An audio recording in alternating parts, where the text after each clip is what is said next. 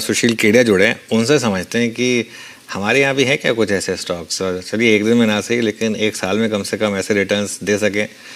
Sushil ji, good morning. Stocks पर आएंगे पहले, लेकिन एक बहुत इंटरेस्टिंग ट्वीट की थी आपने, कहा था कि वीरे दी वेडिंग की तैयारी हो चुकी है, लेकिन लग तो नहीं रहा, फीलिंग तो आ नहीं रही वेडिंग वाली। अनुज, ऐसा बताओ, अपनी इंडियन मैरिजेस में कितनी ही शादियां ऐसी होती है जहां कोई ना कोई फूफा मुंह फुला लेता है और फेरे होने तक, विदाई होने तक भी उसका मुंह फुल्ला ही रहता है, बार बार लोग मनाते रहते हैं। तो मुझे लग रहा है कि जो 9 मई को इस साल निफ्टी ने 25,140 का टॉप किया और उसके बाद से sequence of higher tops and slightly lower bottoms जो बन रहे हैं, वो अनिश्चितताओं के वातावरण में, खराब से खराब खबरों के वातावरण में, अगर निफ्टी, बैंक निफ्टी इस शादी में फूफा बन के बार बार मुंह फुलाएं तो क्या शादी रोक देंगे हम? जो वीरे के यार हैं, 150 से 200 स्टॉक्स तो तैयार हो चुके हैं जो जम के नाचेंगे।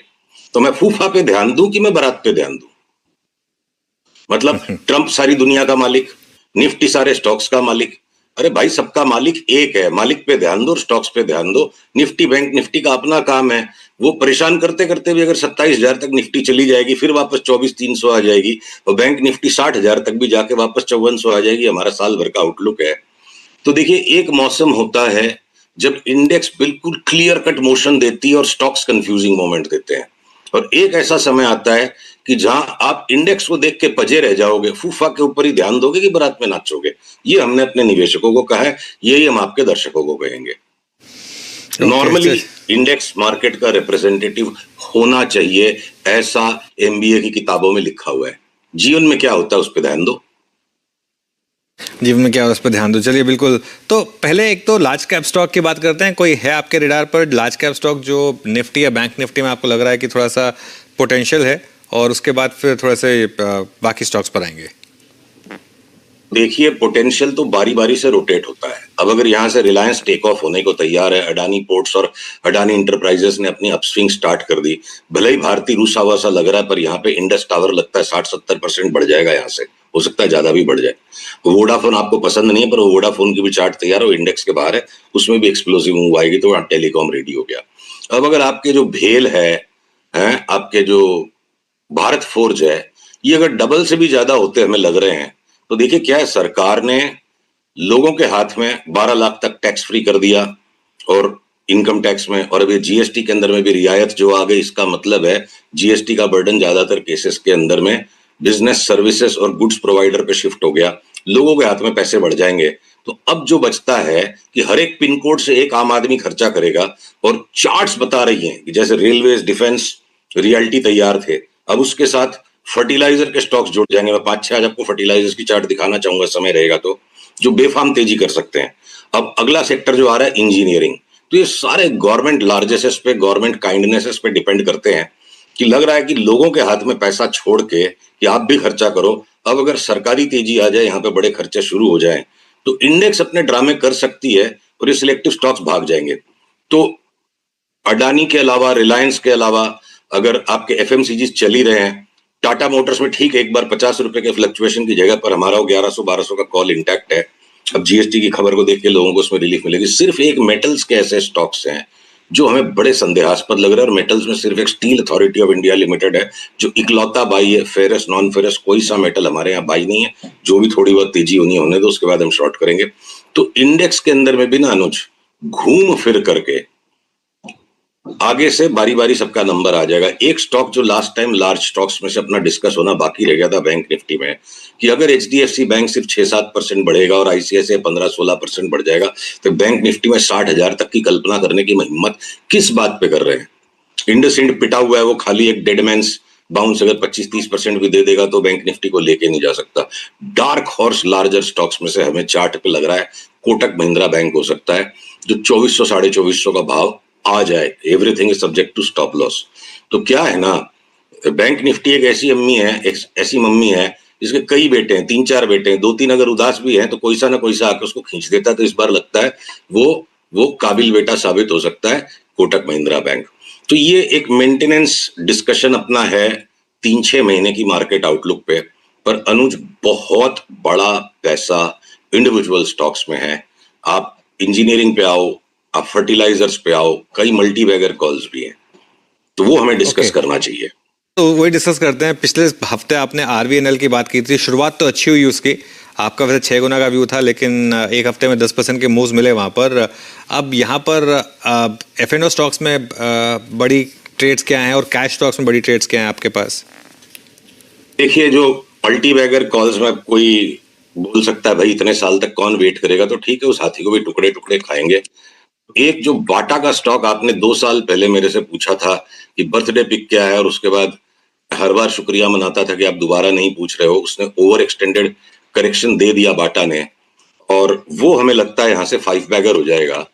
और मैं अगर आपको ये बाटा की चार्ट खोल ही देता हूं आपके सामने, देखो क्या है ना, जो कहते हैं होनहार बिरवान के होते हैं चिकने पात। आज अगर बाटा में मैं कोई को बोलूं कि अगले 3-4 साल का व्यू ले लो, ये 5 बैगर हो सकता है, तो बहुत सारी आपत्तियां उपज सकती हैं। आप अगर बाटा के इस इतिहास को देखो, मेरी स्क्रीन पे शेयर्ड चार्ट को, तो ये नैस्डैक कहां से आ गया, रुकिए, सॉरी,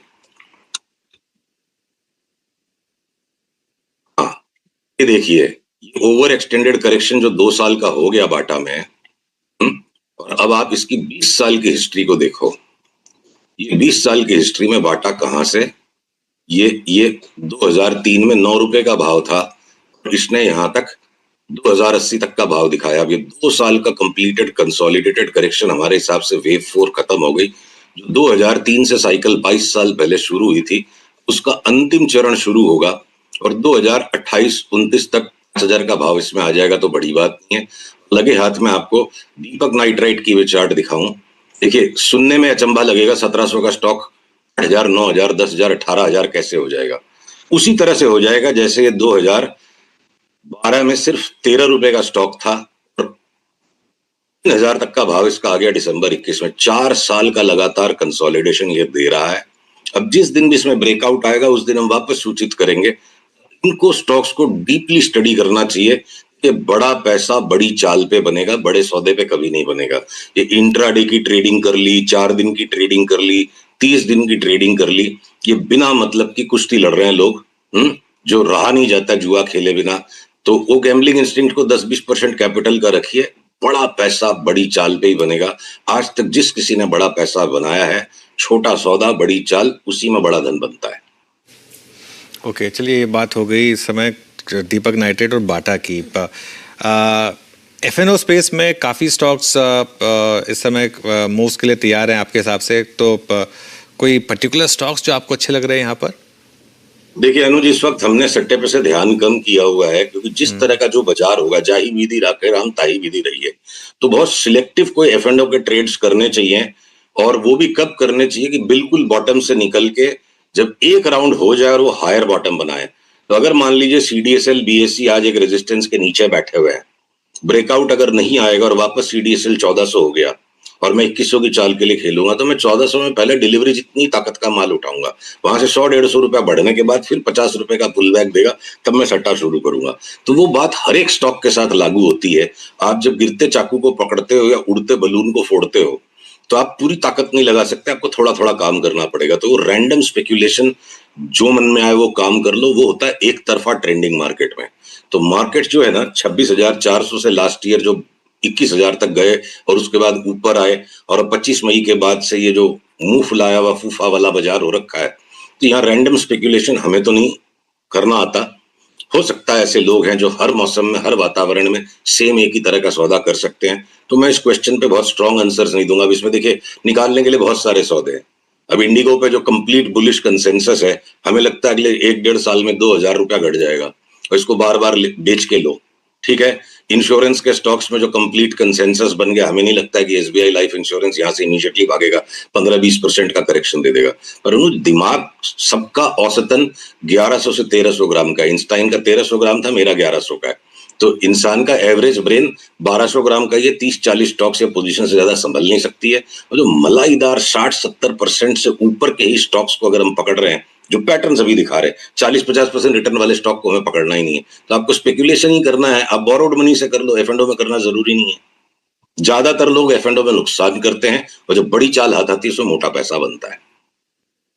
ये कहाँ से कराया आपने size Sushil ji, check brain का? हाँ जी।